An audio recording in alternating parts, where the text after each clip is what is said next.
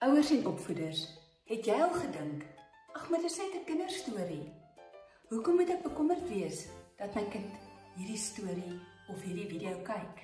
Ek weet, ek het 'n Afrikaanse opvoedkundige kindervideo YouTube kanaal en ek beveel altyd aan dat jy heel eers die video saam met jou kind moet deurgaan. Juffrou, dis nie 'n kinderoppasser nie. Die probleem daarmee is, as jy vir jou kind die iPad of die TV gee en vrye toegang gee tot enige kanaal, dan klik jou kind op goed wat hy dalk nie moet nie en die algoritme kies verder daardie objekte. En dit is wat dit so gevaarlik maak. Die probleem met sulke tipe inhoud is jou kind kan dit nie ontsien nie. Dit bly in sy gedagtes. Iets wat vir ons baie snaaks lyk in 'n kinderstorie, bly vir jou kinders dalk dramaties en dit vat lank vir hulle om daaroor te kom. En dis nie goed nie. Jy ken jou kind. Jy weet wat maak jou kind bang en jy weet ook watter inhoud gaan jou kind gemaklik mee wees. Daarom is dit baie belangrik dat jy dit vooraf moet kyk en 'n bietjie moet sensor, sodat jy weet wat jou kind kyk en vir hoe lank hy daarna kyk. Want skermtyd moenie te lank gebeur nie. Dit moet effektief wees en dit moet geen nagevolge vir jou kind hê nie. Op enige platform verskyn daar advertensies tydens kindervideo's. Ek onthou toe my kinders klein was daar 5:00 in die middag wanneer ek gekook het, altyd 2 kinderprogramme opgewees. En tussen die 2 kinderprogramme was daar 'n advertensie of 'n liedjie. En daar het 'n liedjie opgekom wat ek vandag eintlik mal is oor, maar die naam van die band was nie geskik vir kinders nie. So ek het dit aangegee en hulle bewus gemaak, want as jy dit nie doen nie, gaan niemand dit weet nie. Al lyk dit vir jou onskuldig, vir kinders wat sensitief is dit nie onskuldig nie. Enige tipe advertensie, veral nou met die AI wat so inglip, kan vir jou kinders dramaties wees. Daarom is dit belangrik vir jou om saam met jou kinders hierdie video's te kyk en selfs die advertensies met hulle deur te werk. Jou kind raak gewoond aan die karakters in hierdie platforms se video's. Dit voel naderhand vir jou kind of hulle hierdie karakters ken en hulle vertrou hierdie karakters. En naderhand kry jou kind dalk verkeerde boodskappe. Ek sê nie al die kanale doen dit nie, maar daar is kanale of karakters wat vir kinders nie die regte goed leer wat jy in jou huis goedkeur nie. En daarom is dit belangrik om te weet, kindervideo's is nie oppassers nie. Jy moet dit saam met jou kind deurgaan, want jy ken jou kind.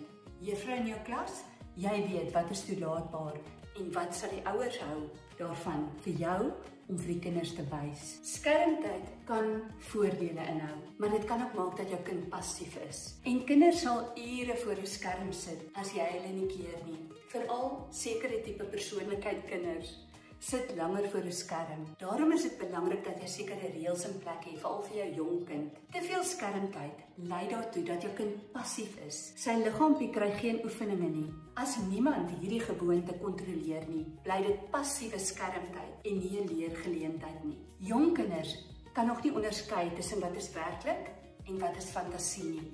Veral sê jou 4-jarige kind. Nou sit jy hom voor 'n storie wat baie fantasie insluit en dit lyk vir jou fantasties. 'n Mens moet 'n mens se kind se verbeelding prikkel. Maar fantasie vir jong kinders kan partykeer baie skerry wees. Hulle dink dis die werklikheid en hulle dink dat alle mense so optree en dat hulle so moet optree en hulle kry die verkeerde inligting op die verkeerde ouderdom. Daarom is dit belangrik dat jy moet seker maak kindervideo's gepas is vir jou kind se ouderdom en nogtans moet jy dit saam met jou kind kyk tot hulle groot genoeg is om alleen daai skerm se knoppie te druk. Alles wat ek vir jou tot dusver gesê het, maak vir jou nie sin nie. Want waarom nou kindervideo's maak?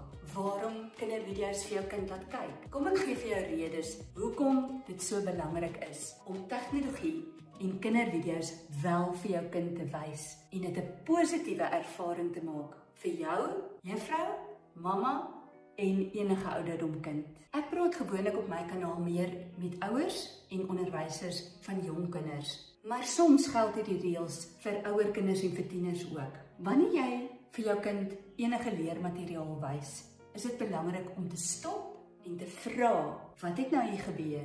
Wat het jy gesien? Wat het ons hier geleer? Sodat jy weet, jou kind luister en leer met begrip. Want as jou kind net daar sit en jy dink hy weet wat aangaan, dit lyk volgens sy gesig of hy alles begryp wat daar aangaan, maar eintlik verstaan hy glad nie. Daarom is dit belangrik dat jy by jou kind moet sit, die video moet stop en vra. Op my kinderkanaal is daar hope en hope video's in Afrikaans en Engels wat jy as leermateriaal vir jou kind kan gebruik. Die geheim van hierdie leermateriaal is dat jy dit kan gebruik as aanvulling van jou temas. Dit is nie net om op te sit vir jou kind en jy kan maar wegloop en jou dagtaakies gaan doen nie. Gestel die video gaan oor kleur, pas dit toe.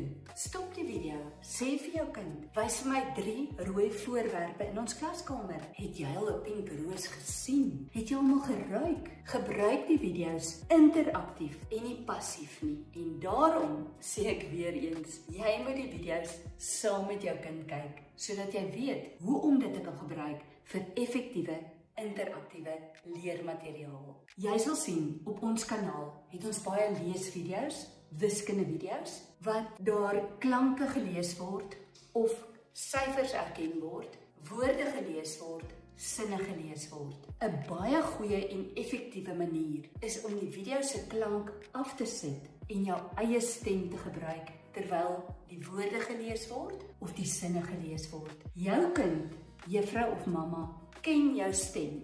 Daarom is dit belangrik om soms die volume af te sit en jou eie stem te gebruik, sodat maksimale leer kan plaasvind.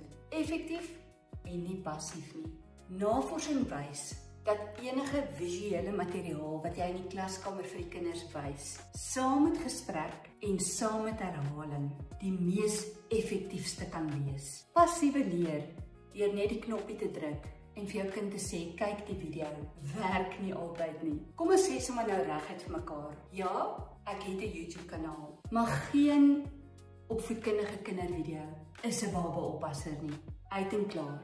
Wanneer jy 'n video gebruik as deel van jou les, as deel van 'n gesprek, of as 'n aanknopingspunt vir 'n onderwerp, word jou kind se wêreld vergroot. Maar wanneer jy net 'n video aansit en laat jou kind dit kyk, verloor dit daardie video se krag.